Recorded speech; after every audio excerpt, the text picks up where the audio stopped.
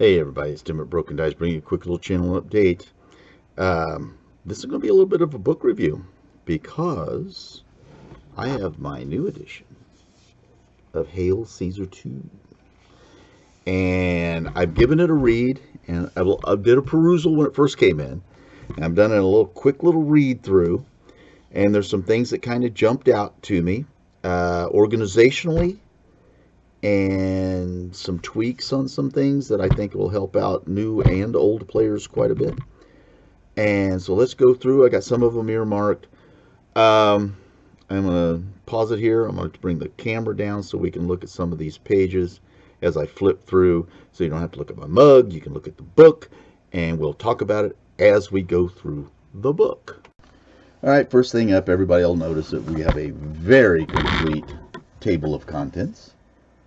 Very nice. I like that. I don't think my camera's in focus very well. There we go. All right. So that's standard stuff. The pages are great. It feels very good quality. And obviously got a little forward here by Rick Priestley. Hey, all hail the great Rick Priestley and his rules writing. Wonderful photos in the book about the, with different models from their line. A lot of action-like photos and stuff. You can see that right there. Yeah. Excellent. Love every bit of this. Let's turn it this way so when I turn the pages, you guys can see it and not me. Yeah. As you go through, yeah, lots of artwork. And then what I really enjoy is they have all these what do you want to call, like a synopsis, an overview of different historical periods that are covered by Hail Caesar that someone new or someone even not familiar with certain time periods and different people involved in it can find something that they like. And they start early on, and and then they move into the Bronze Age, your classical Greeks, and then you got more and more photos of beautifully painted models, and then you got the Hellenistic periods, and then you move on, with Alexander, and they move on to the Wars of the Roses, Pyrrhic stuff early on. Stuff that just, obviously, that just makes my mouth water about, painting some stuff up.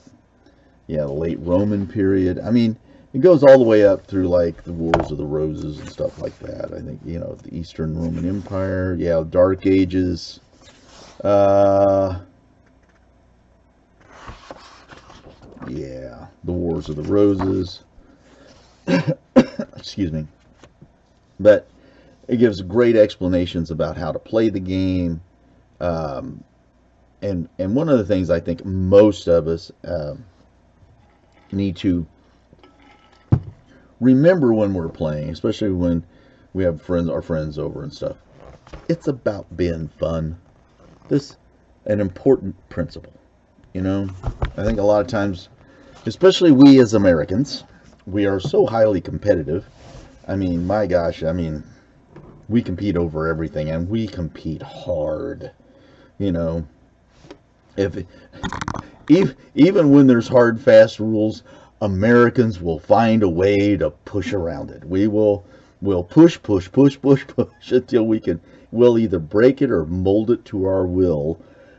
Excuse me. But, we need to remember this principle, though, that it is about having a good time. All right. Oh, yeah. Just all kinds. It explains all about divisions, different unit types, all that kind of stuff. So let's get into the things that stood out to me through this first early read through. And where did my book? There it is. It fell down. Okay. So let's look. Let's move this camera a little bit. It's up like this. Okay, so one of the things that all people that have played Hail Caesar, and hopefully all the new people will know, that it's about frontages of your units that really, sorry about this, that will define your army. And this is one part in the between this book and the old book that has changed. If I grab my old book, all right, take this out because that'll fall out anyway. In the old book, if you look at it, I'll bring this camera back a little bit, in the whole page, this part up here, this chart up here, always talked about the number of models in a unit with this sort of frontage. Well, people never really paid much attention to this anyway. They always went with the frontage. And that's fine with me. I mean, I play games all the time, and you know, to me, as long as we're all on the same page, then that's good. And so that's one thing that you know, when you look at the new page, let's do this. Yeah. When you look at this new page, it's not even there. It's not even in the book. It's not even an option now to worry about. Now, later on, they make suggestions about unit sizes. You know, whether you should have a rank of 2 or 4 for war bands and stuff like that. But that, you know, that's just a suggestion, and because they've done something that we're going to talk about a little bit later in the video that I think plays into this concept and how the two marry together to give new players a real easy way into the game. Okay, so the next thing I want to talk about. Okay, come here, you. I like how they clarified, and at least did a little bit cleaner job on charges and talking about where you place your units and why, especially like here with the, you know, this corner to corner to bring most of your people into contact and everything.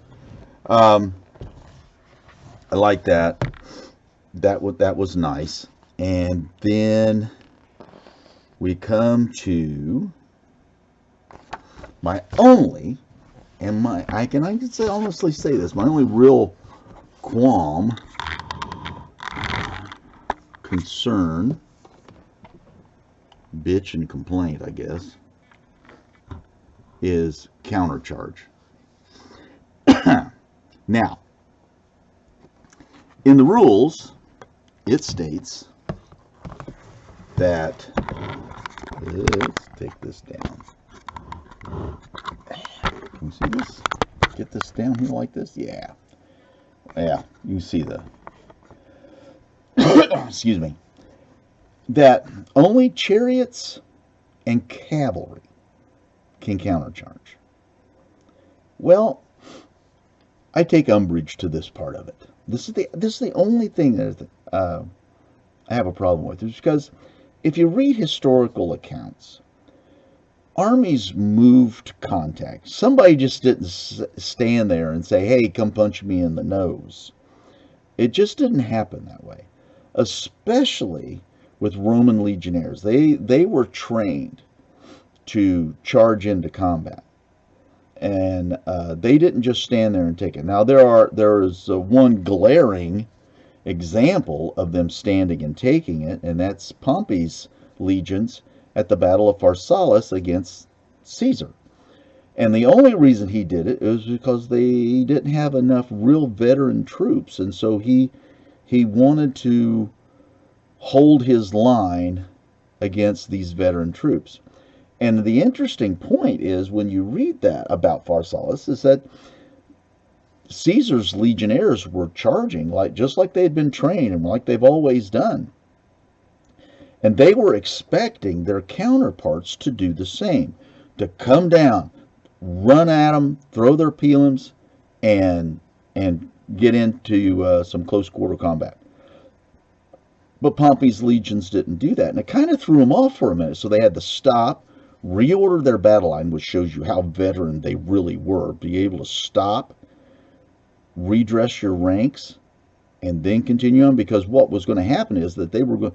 But if they would have run all that way, they would have become very fatigued. And I think maybe in the back of Pompey's mind, maybe that's what he was hoping for, that they would get so carried away that they would charge too far, too fast, wear themselves out, become more disordered over that distance. But having great leadership at the level that the centurions had to redress their ranks and then continue to get closer and then to charge their static enemy.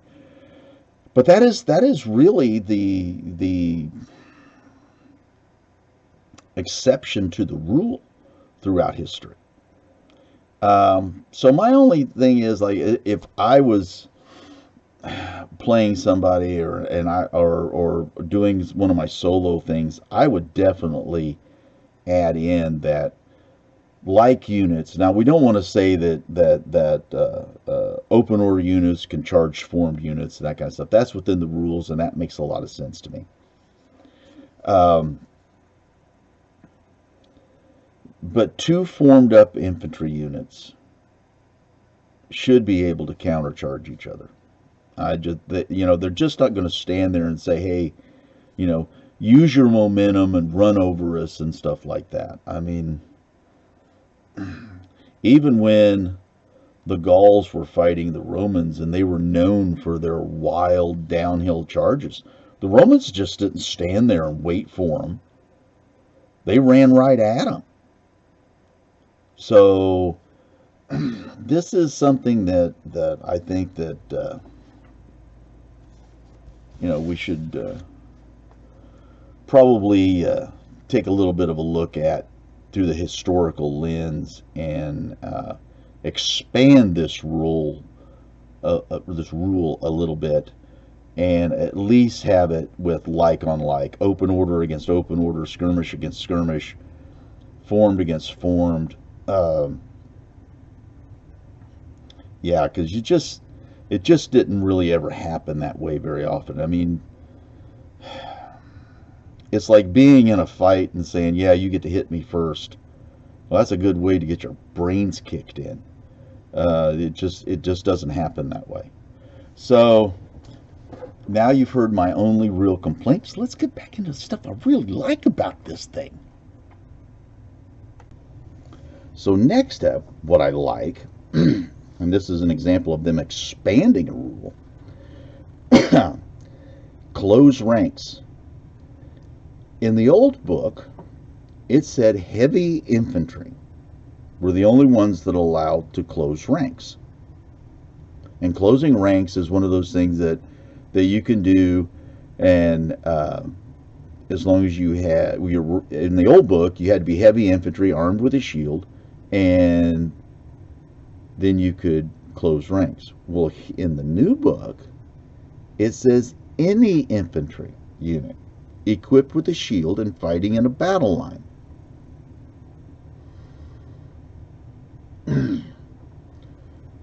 That's really great.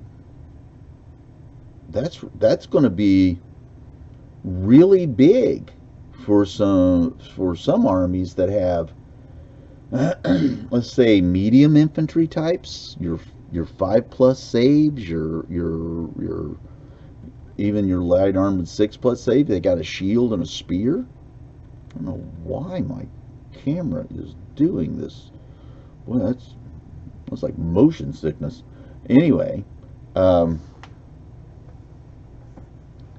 just find that this is going to be one of those subtle little changes that they've done that I think is going to play out on the table if people remember to do it, and God only knows I'll forget it. That's going to play out on the table in a, I don't want to say in a disproportional way, but I think it's going to have a great effect on how people play the game.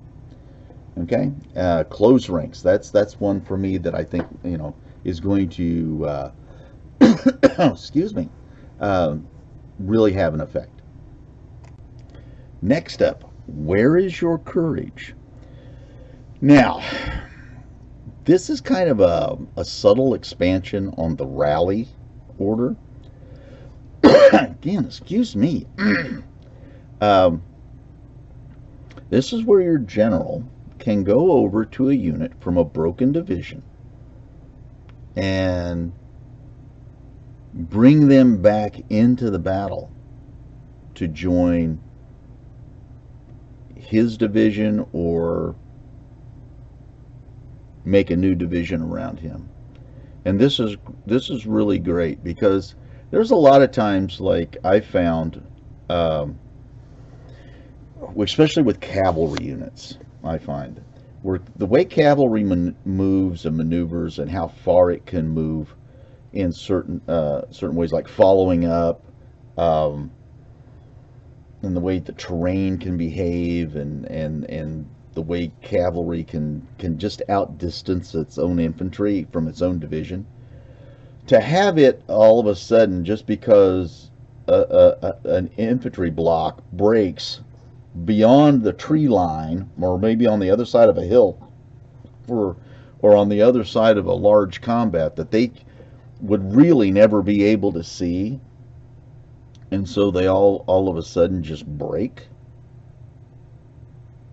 off and leave. I mean, we can go through a myriad of examples of cavalry moving on and around while the infantry's being beaten about the head and shoulders, and then return to the fight, either to turn the tide or find out that they've lost battle, but they were on the table to be used, or in reality on the battlefield. They didn't just walk away through, and so I really like this. I like the fact that he can go and bring them over and bring them back into the game. I think this will happen more with cavalry units because of the distance that they can travel, the distance that they can put between themselves and their own division. Just because of following up and the way that, you know, certain things can happen for cavalry units, that they can really just outpace their own infantry. Yeah, I'm a big fan of this one. Again, I think it you know, you got to pass an order to do it, but still, it gives you the opportunity. Now, personally, I like the idea that, you know, this could be something that even a sub commander could do. But then again, you know, at least it's something in the right direction. I really like this. And again, with Hail Caesar, there's a lot of freedom to it. And with any rule book, you don't have to, you know, do it exactly the way it's written.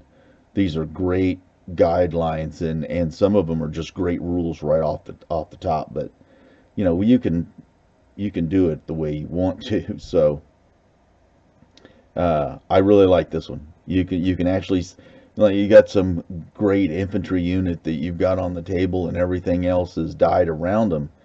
You know, that doesn't necessarily mean they were going to leave.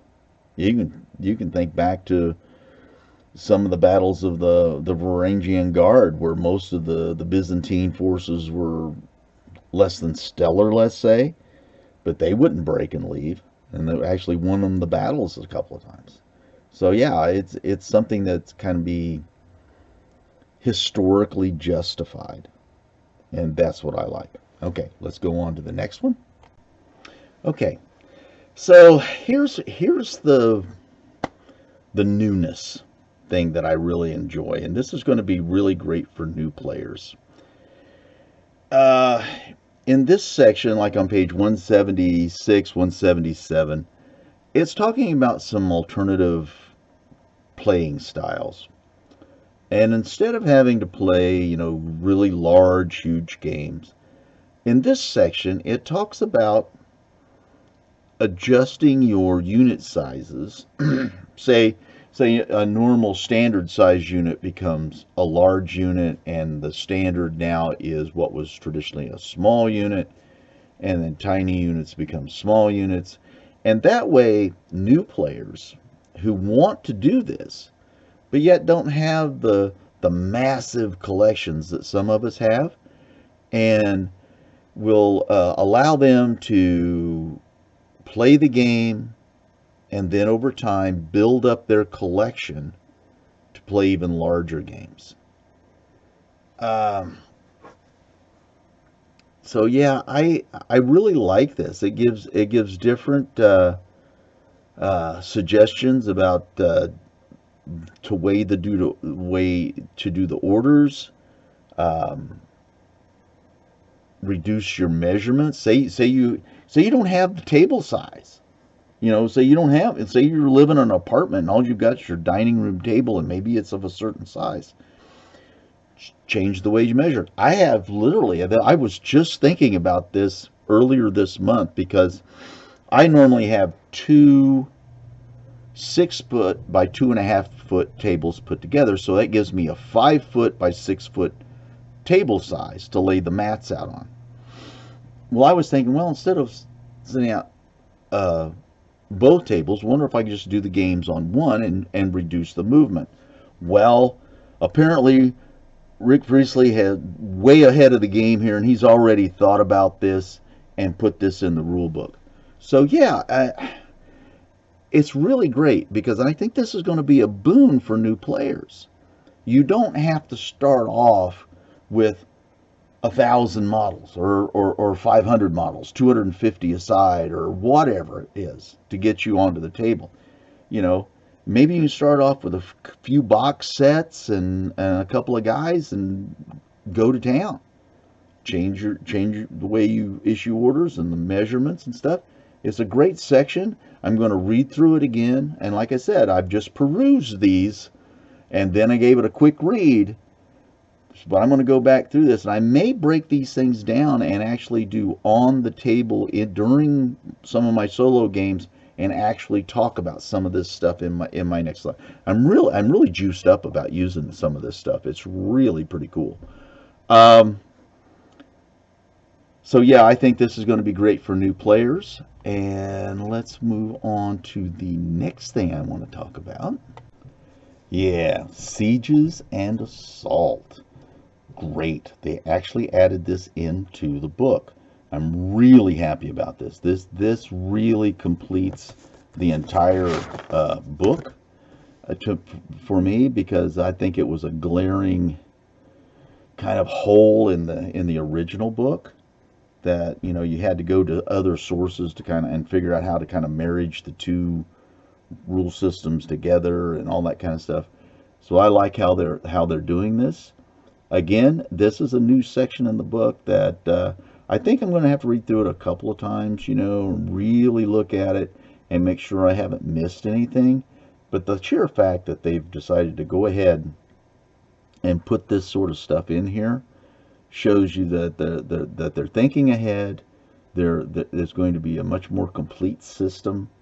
I just can't wait to get involved in some of this, because I've got a castle, I've got siege towers and ladders and all kinds of stuff. It'll be great to get into this.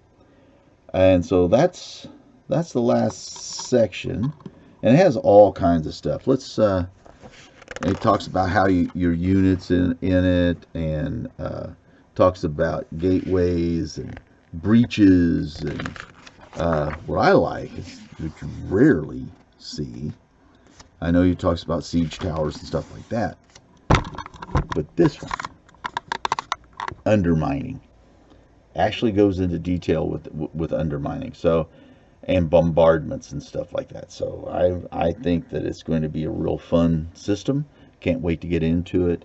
And that's the end of this review. It's real quick. I just wanted to go over some of the things that kind of jumped out to me. I'm going to reread it again and make sure I haven't really missed anything. So as I go through my solo wargaming campaign stuff, if I feel like I've missed something in here and I pick up on it later on, I'm definitely going to mention it. But like I said, I am totally chuffed about this book. Yeah, this is, yeah, there we go. This is really nice. So that's the end of this. Hope you enjoyed this. Uh, can't recommend it enough. I hope you guys get it. Especially new players, it'll be a great way to sort of, especially with the other rules towards the back, sort of kind of like ease yourself into big battle games. And that's it. So everybody stay safe, stay well. If you'd like, leave a comment down below. Give it a like. Leave a comment, man. If there's something in here that you want to ask a question about, please send me a note. Ask me down in the comments, and I'll get back to you. I think it's a great book. Quality, front to back, pages, everything. Of course, then again, I'm an old guy. I like books, but they do have it as a PDF download, I'm sure. And that's it. I've babbled on long. It's 26 minutes. This is probably one of the longest videos I think I've ever done. So everybody stay safe, stay well, and I'll see you next time.